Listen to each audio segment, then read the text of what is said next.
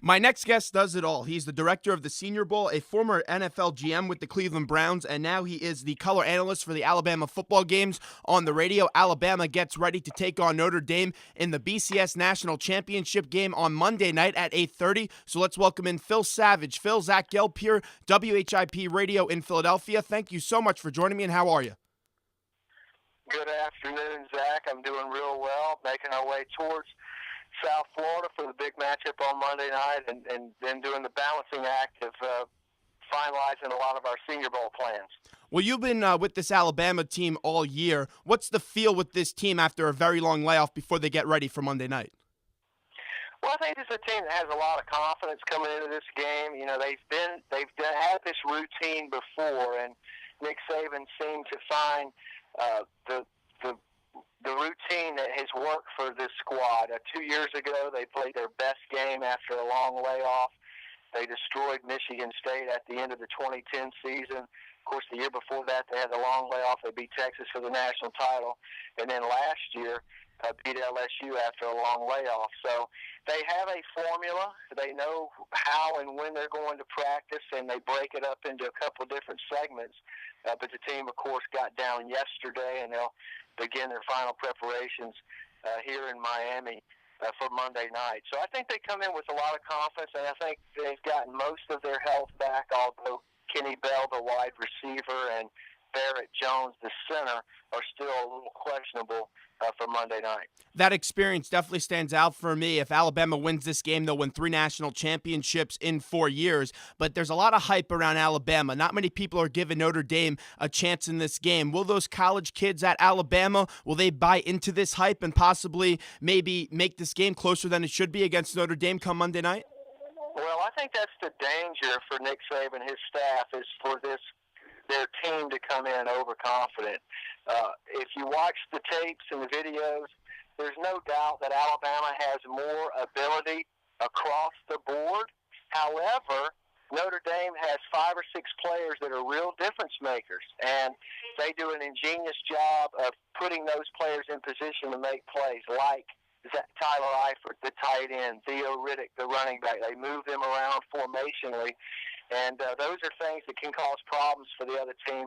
Alabama's got to come in, and I think their real focus is to start fast and finish strong. It's kind of their mantra, and if they can do that and get after the quarterback, Everett Golson, create a turnover or two early, then they're going to be in good shape. And I think that'll be the real directive from Nick Saban, to come out ready to play and not wait around and see what Notre Dame brings to the table. If Saban does win this game, I know he went on record this week saying he won't take an NFL job, but do you believe him? Do you think he has any urge to get back into the NFL ranks? I think as a competitor, there's always a little bit of a backdrop to Nick Saban, in that he was 15 and 17 as a head coach for the Dolphins. And so, you know, you want to get back and show that you improve, that you could be a successful coach in the league. But if he was 51, I'd say that he would almost be as good as gone. But at 61, I think he is wised up to the point where he knows what he has at Alabama, and there's really no reason for him to leave. He's worked extremely hard to build this program and put themselves in a position where they consistently compete for national championships. I mean, even if you go back to 2008, if they beat Florida in the SEC title game, they would conceivably be playing for their 4th title in 5 years. If this is Saban's last go-around, like let's say if he's not going to take any more jobs and he's going to stay with Alabama, how many more years can you see him being a coach? He's got great energy. He loves to coach, and that's the thing that separates Nick from a lot of the coaches around the country, is that he not only has become the CEO of the program, but he still has the hands-on, day-to-day coaching. He handles it all with the defensive backs, the secondary. He does a lot of work, obviously, with the defense, and I think as long as his health is good, he will continue to coach, and I could see him doing it at least another 7 or 8 years. Phil Savage, the director of the Senior Bowl, Zach Gelb here with you, WHIP, Philly's #1 college radio station. Phil, let's get to the run game for Alabama. Lacy has been a stud all year. How do you think he matches up against his Notre Dame's front 7? Well, Alabama has a great combination between Eddie Lacy and T.J. Yeldon. They both ran for over 1,000 yards this year, and I think that's going to be one of the key features in this game. Can Alabama run the football against Notre Dame's front seven? Because if they can, then that is going to make Notre Dame draw a safety into the box. And if that happens, now Alabama, I think, has a pretty significant advantage on the outside with Amari Cooper and the set of receivers they have. Would create more one-on-one situations on the outside. And so Alabama running the football is going to be a real important factor in terms of them having success to try and go win this championship. You know the cameras will be all on Manti Te'o, who was the runner-up for the Heisman Trophy this year. I actually got a chance to cover him for 2 days in New York for the Heisman, and he's just a remarkable human being. When you see Manti Te'o on and off the field, what do you see as Phil Savage? Well, I think Manti Te'o is one of the more instinctive inside backers you're gonna see. He reacts to the run well. He will attack the run downhill, but he's an excellent pass defender. He gets depth in his own coverage. He's very aware of the routes that are happening in front of and behind him, and he's put himself in position to make 7 interceptions this year. He's a 3-down linebacker. I don't think he'll have any problem transitioning to the NFL game, and he's certainly going to go in the first round. At what level he can go, I'm not sure. Some people say he's going to go in top 5. I'm not sure that I see that, but we've invited him to the Senior Bowl, and hopefully he'll get a chance to come down, accept the invitation, and come down and play in our game. There's so many players on this Notre Dame's defense, and Te'o is the guy that gets all the spotlight, but some of these guys also on Notre Dame's defense, people just forget about. People have to be cognizant that this Notre Dame's defense isn't just Manti Te'o. There's some other good players on this defensive side of the ball. No, it's just like the analogy I would draw to it is when Johnny Manziel and Texas A&M came to Tuscaloosa.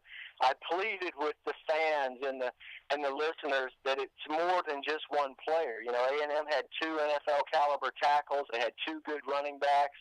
Had 2 quality receivers. It wasn't just Manziel, and Notre Dame is very similar defensively. There's a lot more to this team than just Manti Te'o. Their nose tackle, Louis Nix III, is one of the best in the country, and he's going to be the best defensive lineman Alabama has faced all year. He's right in the middle of their 3-4 front, and then he's flanked by Stephon Tuitt and Capron Lewis Moore, who are both capable players themselves. So there's a lot more to the Irish than just a one-man show in Alabama. I think that the interesting thing for both of these teams is they are both teams. They play a complementary brand of football between offense, defense, and special teams, and the team that holds on the football and takes care of it is going to end up being the winner of this game. Let's get to A.J. McCarron, and I do agree with you. Turnovers are a big key in this game. He did lose that Texas A&M game. He threw 2 interceptions. That Georgia game, he did throw 1 interception. He didn't necessarily play bad in those games. He had 300 yards in that A&M game. But what should Bob Diaco look at from those 2 games of A&M and Georgia when he gets ready to prepare his team for Monday night?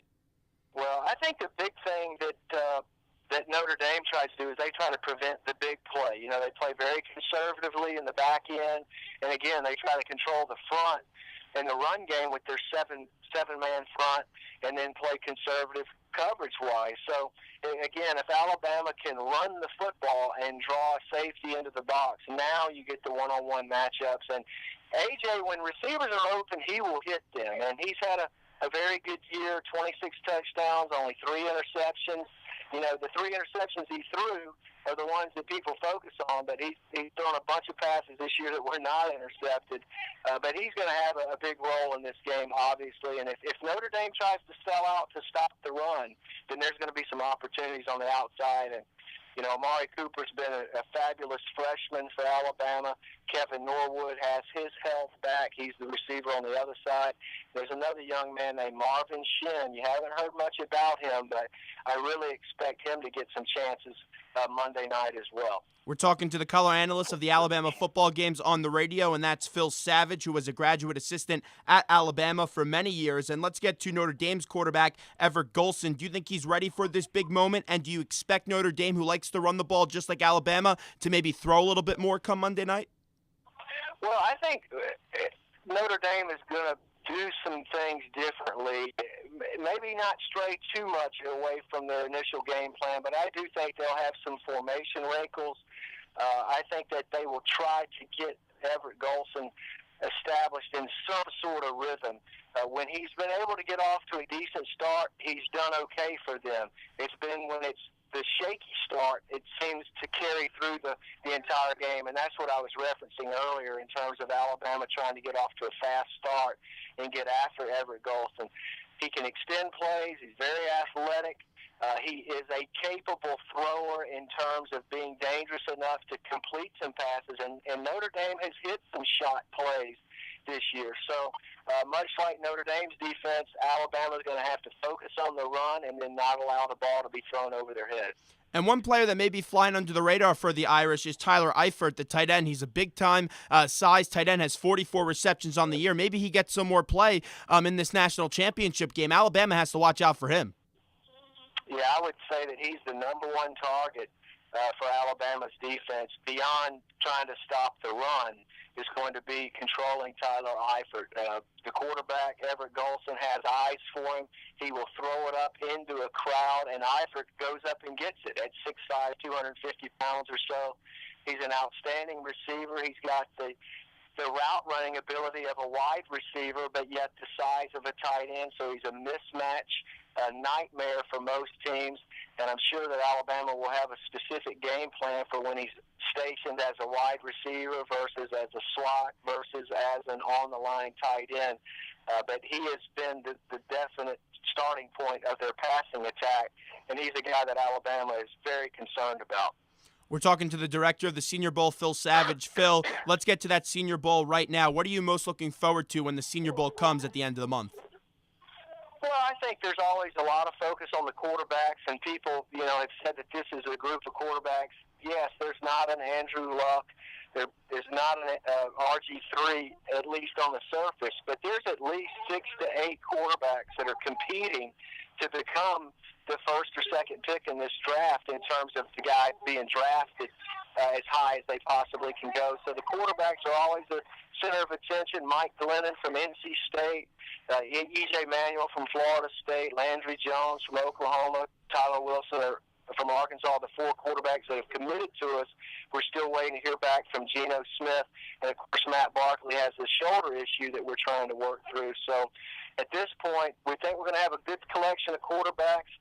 It's a great week. It is a time for the teams to really evaluate the players, not only on the field, but off the field as well, with the interviews and a lot of the activities that take place at night during the week. So I'm looking forward to it. It's going to be a first run at it. Of course, I went there June 1st, and we're going to have a lot of fun that week of January the 26th.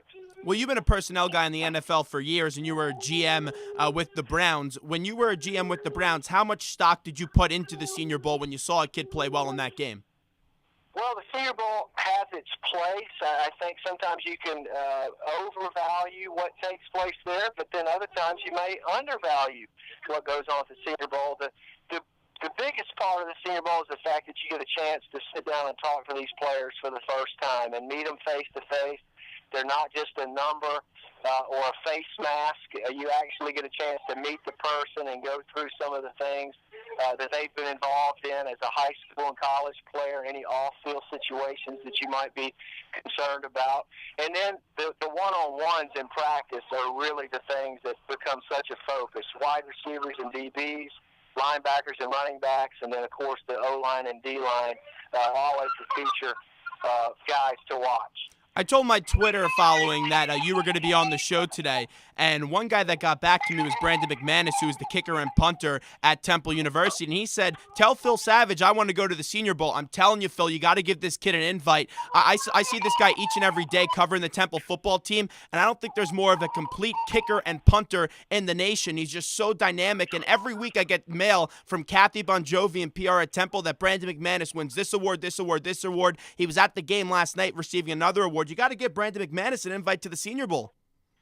Yeah, he's definitely a player that has been on our radar. Unfortunately, we've already sent our invites out, and we've got Dustin Hopkins from Florida State and Quinn Sharp from Oklahoma State as the kickers, and then the 2 punters that we selected, at least right now, and you never know, there could be an injury or withdrawal, but Ryan Allen who led the nation in punting from Louisiana Tech, has committed to us, and then Jeff Locke, who's a left-footed punter from UCLA and also led the nation in kickoff touchbacks. Those are the four specialists, but McManus is on the cusp of that group, and hopefully he'll get an opportunity at another game if it doesn't work out for him at the Senior Bowl. Before we let you go, there's an abundance of openings in the NFL for head coaching jobs. You were a GM with the Browns. When you're looking for a new head coach, what's one thing that stands out for you when you're doing that interview process? I think the most important overriding part of all of it is trying to find somebody that has the intelligence and the capability of being able to handle more than just coaching the team, because it's such a big job. You're talking about dealing with egos and personalities within your squad. You're talking about dealing with the draft and the player selection, free agency, all the different things that go into it. You really need to have somebody that has the nimbleness to handle a lot of different things at one time. And I think that's the biggest adjustment for coaches, is that they're roped into being an assistant coach and have a specific job to do, and then all of a sudden now they have media requirements and everything else that come with that head coaching position. Phil, enjoy the game on Monday night. Best of luck in the Senior Bowl at the end of the month. Thanks so much for joining me, and let's get you on again real soon. I appreciate the time. All right, Zach. Thanks for having me on. I really appreciate it. I hope the baby wasn't too loud in the background. Wow, she's a handful today. Well, you know what, Coach? My father always told me when I was a baby I was kicking and screaming too, and things turned out all right. So best of luck. Thanks so much. All right, Zach. Thanks, bud. Thank you.